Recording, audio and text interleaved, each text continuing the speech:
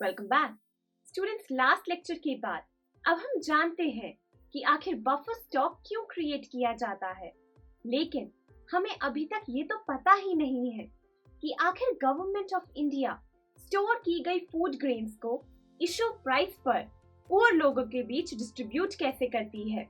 जानते हैं डिस्ट्रीब्यूशन का ये पूरा प्रोसेस पब्लिक डिस्ट्रीब्यूशन सिस्टम की मदद से होता है। इसलिए आज के लेक्चर में हम इस सिस्टम के बारे में डिटेल में बात करेंगे।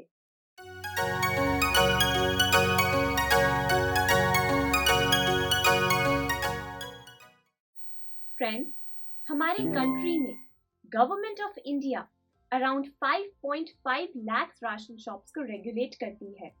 गवर्नमेंट इन राशन शॉप्स की मदद से पुअर लोगों के बीच मार्केट से भी कम प्राइस पर फूड ग्रेन्स, केरोसिन ऑयल और शुगर सेल करती है। गवर्नमेंट का ऑब्जेक्टिव है कि ज्यादा से ज्यादा पुअर लोगों की मदद की जाए और इसी रीजन के कारण इन राशन शॉप्स को फेयर प्राइस शॉप्स का नाम दिया गया है। जिस भी पुअर फैमिली के पास राशन कार्ड होता है वो हर महीने इन फेयर प्राइस शॉप्स पर जाकर 35 kilograms of food grains, 5 litres of kerosene oil और 5 किलोग्राम्स ऑफ शुगर खरीद सकते हैं। ये लिमिट्स गवर्नमेंट ने इसीलिए सेट की है ताकि ज्यादा से ज्यादा पुअर लोग अपनी नीड्स को अफोर्ड कर पाएं और इन लिमिट्स को सेट करने के प्रोसेस को राशनिंग का नाम दिया गया है। इनफैक्ट आप सबके लिए जानना बहुत जरूरी है स्टूडेंट्स, बंगाल फैमिन के बाद जानते हैं इंडिया में राशनिंग सिस्टम को इंट्रोड्यूस किया गया था, लेकिन गवर्नमेंट ऑफ इंडिया ने राशनिंग सिस्टम की असली इंपॉर्टेंस तब समझी जब 1960s में इंडिया को फूड शॉर्टेज की सिचुएशन का सामना करना पड़ा। पॉवर्टी और फूड शॉर्टेज की सिचुएशन को देखते हुए गवर्नमेंट ऑफ इंडिया ने 3 डिफरेंट फूड इंटरवेंशन प्रोग्राम्स को इंट्रोड्यूस किया। आइए पॉइंट्स की मदद से जानते हैं। पॉइंट नंबर 1, सबसे पहले गवर्नमेंट ने पब्लिक डिस्ट्रीब्यूशन सिस्टम को इफेक्टिवली इंप्लीमेंट किया। पॉइंट नंबर 2, 1975 में गवर्नमेंट ने integrated child development services introduce की। 1977 से 1978 के बीच फूड फॉर वर्क स्कीम को इंट्रोड्यूस किया गया। जानते हैं दोस्तों, जब से हमारे कंट्री की गवर्नमेंट ने ये रियलाइज किया है कि पॉवर्टी और फूड इनसिक्योरिटी की प्रॉब्लम आपस में इंटर रिलेटेड है, तब से हमारे कंट्री की गवर्नमेंट हर साल नए poverty alleviation programmes, employment programmes और फूड सिक्योरिटी प्रोग्राम्स इंट्रोड्यूस करती है, जैसे कि मिड डे मील स्कीम। दोस्तों, अब आप इस टेबल को ध्यान से देखिए। इस टेबल से हमें पब्लिक डिस्ट्रीब्यूशन सिस्टम के करंट स्टेटस के बारे में पता चलता है। जैसा कि आप देख सकते हैं, 1992 से पहले इंडिया में बिना किसी डिस्क्रिमिनेशन के पब्लिक डिस्ट्रीब्यूशन सिस्टम की मदद से सभी लोगों के बीच कम प्राइस पर फूड ग्रेन्स को डिस्ट्रीब्यूट किया जाता था। लेकिन 1992 में गवर्नमेंट ऑफ इंडिया ने revamped public distribution system introduce किया। इस सिस्टम का ऑब्जेक्टिव था पब्लिक डिस्ट्रीब्यूशन सिस्टम के बेनिफिट्स को रिमोट एरियाज और बैकवर्ड एरियाज तक पहुंचाना। इसके बाद 1997 में गवर्नमेंट ने targeted public distribution system introduce किया। इस सिस्टम का ऑब्जेक्टिव था पब्लिक डिस्ट्रीब्यूशन सिस्टम के बेनिफिट्स को सारे एरियाज के पुअर लोगों तक पहुंचाना। फ्रेंड्स, 2000 में गवर्नमेंट ने 2 स्पेशल स्कीम्स इंट्रोड्यूस की, अंत्योदय अन्न योजना और अन्नपूर्ण स्कीम। इन दोनों स्कीम्स की मदद से गवर्नमेंट चाहती थी कि गरीब लोगों के साथ साथ गरीब बूढ़े लोगों के बीच कम से कम प्राइस पर फूड ग्रेन्स को डिस्ट्रीब्यूट किया जा सके। अब आप सोच रहे होंगे कि गवर्नमेंट ने इतनी सारी स्कीम्स तो इंट्रोड्यूस की हैं, लेकिन आखिर इनके रिजल्ट्स क्या रहे हैं? आइए पॉइंट्स की मदद से जानते हैं। पॉइंट नंबर 1, स्टूडेंट्स, इन स्कीम्स को इंट्रोड्यूस करने के बाद इंडिया में हंगर और फैमिन की सिचुएशन रिड्यूस हो गई।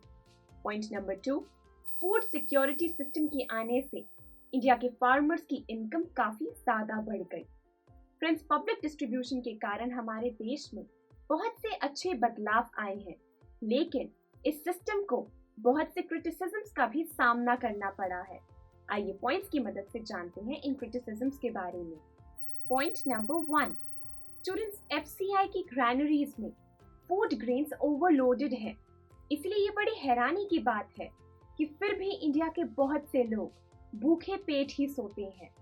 पॉइंट नंबर 2, FCI की ग्रैनरीज में दोस्तों कैपेसिटी से ज्यादा फूड ग्रेन्स को स्टोर किया जाता है, जिसके कारण हर साल बहुत सारी फूड ग्रेन्स खराब हो जाती हैं, जो कि एक्चुअली बहुत से गरीब लोगों के काम आ सकती थी। पॉइंट नंबर 3, ज्यादा फूड ग्रेन्स को स्टोर करने से हर साल कैरिंग कॉस्ट और मेंटेनेंस कॉस्ट इंक्रीज होती जा रही है। Point number 4, students, minimum support price के ज्यादा होने से इंडिया का हर फार्मर यही कोशिश करता है कि वो व्हीट और राइस को ही कल्टीवेट करे, लेकिन इससे मार्केट में बाकी फूड ग्रेन्स की कमी हो जाती है। पॉइंट नंबर 5, हम सब जानते हैं कि व्हीट और राइस को कल्टीवेट करने के लिए बहुत ही ज्यादा पानी की जरूरत होती है, इसीलिए जब इंडियन फार्मर्स व्हीट और राइस पर ही फोकस करते हैं तब अंडरग्राउंड वाटर लेवल कम हो जाता है। स्टूडेंट्स, क्रिटिसिज्म्स के अलावा पब्लिक डिस्ट्रीब्यूशन सिस्टम के कुछ डीमेरिट्स भी हैं, आइए वो भी जानते हैं।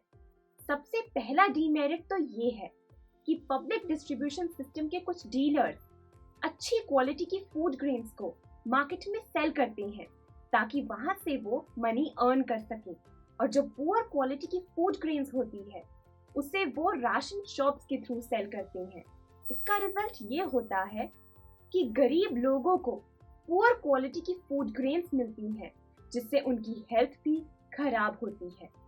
दूसरा डीमेरिट है कि पब्लिक डिस्ट्रीब्यूशन सिस्टम के कुछ डीलर्स राशन शॉप्स को रेगुलरली नहीं खोलते। इसका रिजल्ट ये होता है कि पुअर लोगों को रेगुलर बेसिस पे फूड नहीं मिल पाता और उन्हें भूखे पेट ही सोना पड़ता है। इन दोनों डीमेरिट से हमें पता चलता है स्टूडेंट्स कि पुअर मैनेजमेंट और करप्शन के कारण पब्लिक डिस्ट्रीब्यूशन सिस्टम इनइफेक्टिव है। आज के लेक्चर के लिए बस इतना ही।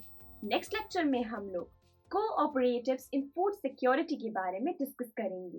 Thank you for watching.